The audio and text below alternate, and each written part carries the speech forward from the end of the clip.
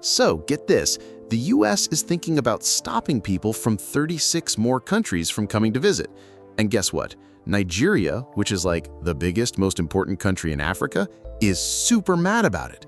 They're basically saying, hey America, if you don't let our people come visit you, then we won't give you the special rocks and metals you need for your phones and computers.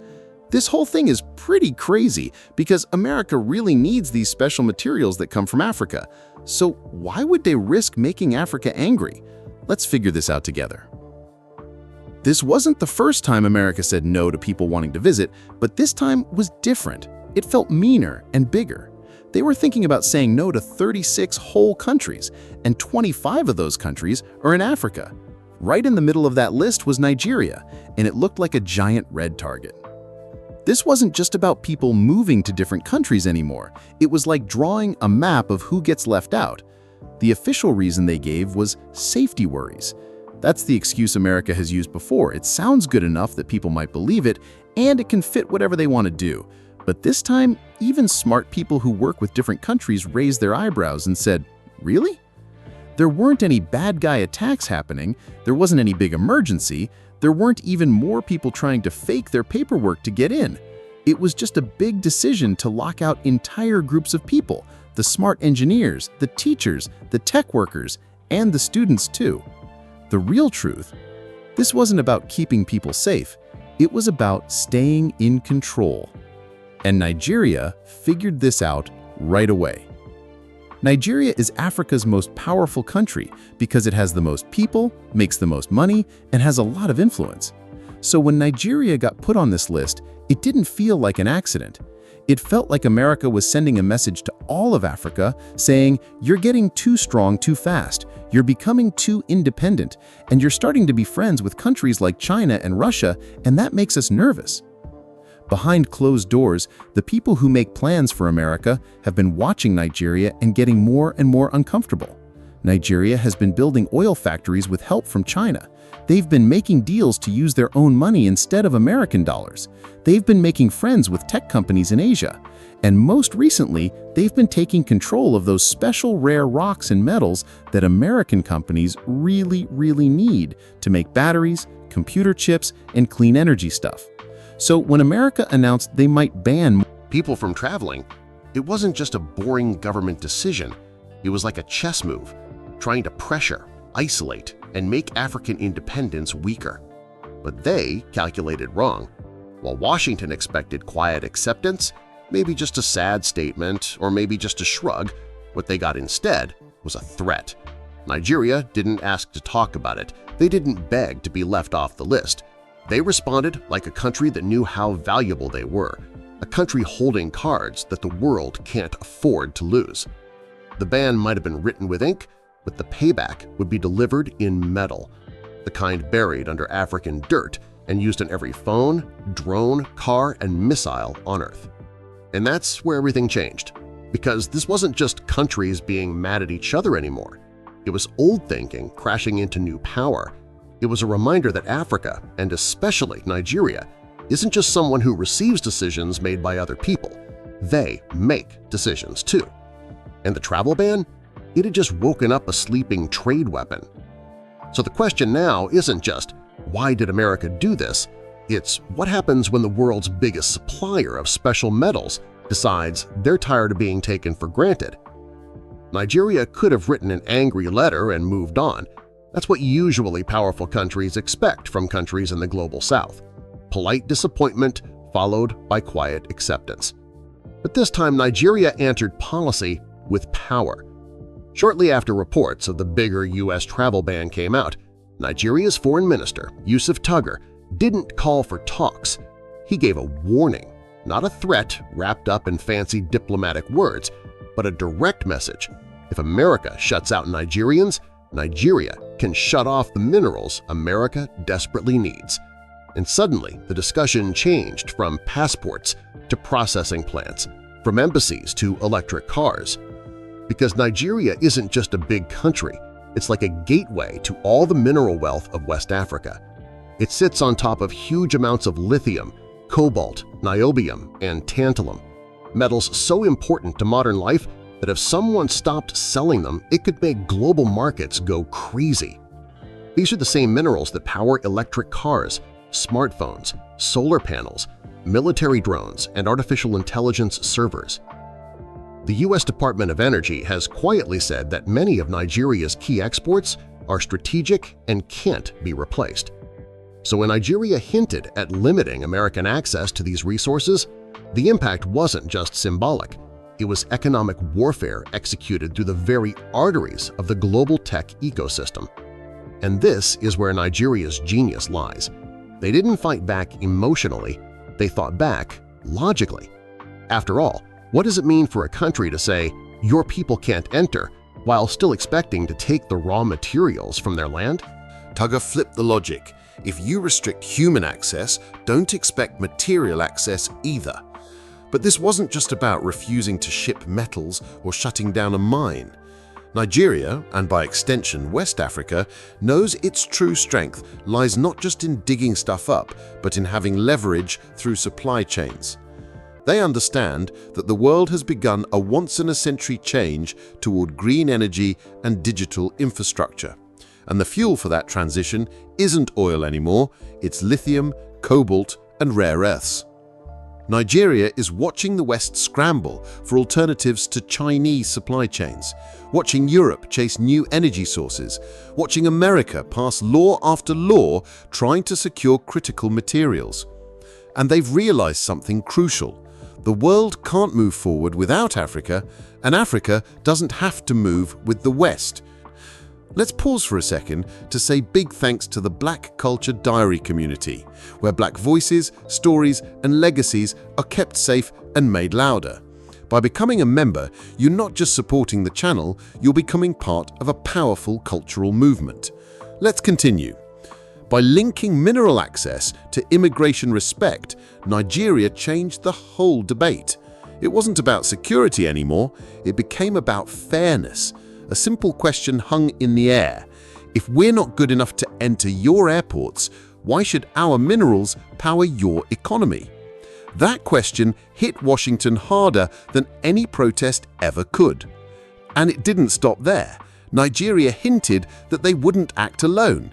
In mining conferences, side events, and diplomatic whispers, conversations began about a new approach to resource nationalism, where African nations could begin working together on access policies. The message was subtle but clear. If one nation's minerals can become leverage, imagine what happens when 15 nations act as one. Which leads to a deeper possibility. What if Nigeria's fight back inspires a regional team? Because minerals don't need visas, but if they're denied, the consequences travel far. And now, all eyes are on West Africa. The question isn't whether Nigeria can hold the line, it's whether the entire region might rise behind them. What began as a US-Nigeria standoff quickly grew into something far more scary, because Nigeria didn't stand alone for long. Across West Africa, in quiet corridors of power and buzzing regional forums, the message hit home. If they can do this to Nigeria, they can do it to any of us. That's when ECOWAS, the Economic Community of West African States, entered the fight. For years, the 15-member group has focused on economic integration, regional peacekeeping, and development. They rarely challenge global superpowers on matters of immigration policy, but this time was different. ECOWAS released a statement that didn't sound like begging. It sounded like a position of collective strength. The group warned that the proposed U.S. travel restrictions would not only damage relations with Nigeria, but also hurt the entire region's economic future. They condemned the move as a barrier to development and a contradiction to the principles of mutual respect and cooperation. But this wasn't just a diplomatic note. It was the start of a regional realignment. Behind the scenes, ECOWAS officials began reviewing how visa bans could affect cross-border projects funded or supported by the U.S. Power corridors, digital infrastructure, and mineral corridors stretching from Nigeria to Niger, from Ghana to Guinea. If the U.S. could isolate one nation with a single policy decision, what protection was there for the rest? And then came the turning point. Multiple ECOWAS members, including Senegal, Burkina Faso, and Sierra Leone, began discussing the possibility of collective mineral negotiation frameworks. Policies that would allow West African countries to coordinate their export conditions, set regional pricing, and crucially, determine who gets access and who doesn't. In simpler terms, if you isolate one of us, we decide together what you lose. This was unprecedented. For decades, African nations have been picked off one by one in global trade, negotiated separately, pressured individually. But the travel ban made it clear, unity wasn't just ideological, it was strategic. Regional solidarity could become economic defense. And it wasn't just about minerals. ECOWAS began looking at the bigger picture. What if US universities suddenly saw a 40% drop in West African students? What if money sent home slowed? What if US firms trying to expand in Africa found themselves stuck in a bureaucratic maze? The most powerful element in all of this wasn't just what ECOWAS was saying, it was what others started whispering in response. Because in Beijing, Delhi, and even Ankara, diplomats noticed the opening. China's Belt and Road envoys began soft-courting the same countries on the US list. India's foreign ministry floated visa cooperation pacts in African embassies. Turkey's foreign investors offered regional digital infrastructure plans that would bypass Western systems altogether. The message from the Global South was growing louder. If the West turns its back, we won't stand alone, we'll stand together, and we won't stand still. ECOWAS leaders, often overshadowed in global affairs, suddenly found themselves in a powerful position. They weren't just reacting to America's policies, they were shaping Africa's terms of engagement on visas, minerals, and respect. And that's where this crisis becomes something much bigger than a list of banned passports. Because when a region decides to link identity with industry, people with power, and sovereignty with resources, a new framework is born. And it's one the US didn't see coming. So what happens when this regional unity begins affecting something bigger than diplomacy, like global supply chains and the fate of America's tech future? Here's a reminder to please like and share the video and subscribe to our channel to watch more videos on Black culture, history, civilization, and identity. Let's continue. Now, by the time ECOWAS had declared its stance, it wasn't just governments that were paying attention, it was the world's markets. A visa ban meant to stop migration was now threatening something far more dangerous, the global flow of critical minerals. And for the first time, CEOs in Silicon Valley and policy hawks in Washington had to face a possibility they hadn't seriously considered before. What if Africa stopped shipping? The problem wasn't that a few mines might shut down. The problem was interdependence. The modern global economy isn't built on finished goods. It's built on the silent, invisible movement of raw materials, lithium, cobalt, graphite, niobium, tantalum.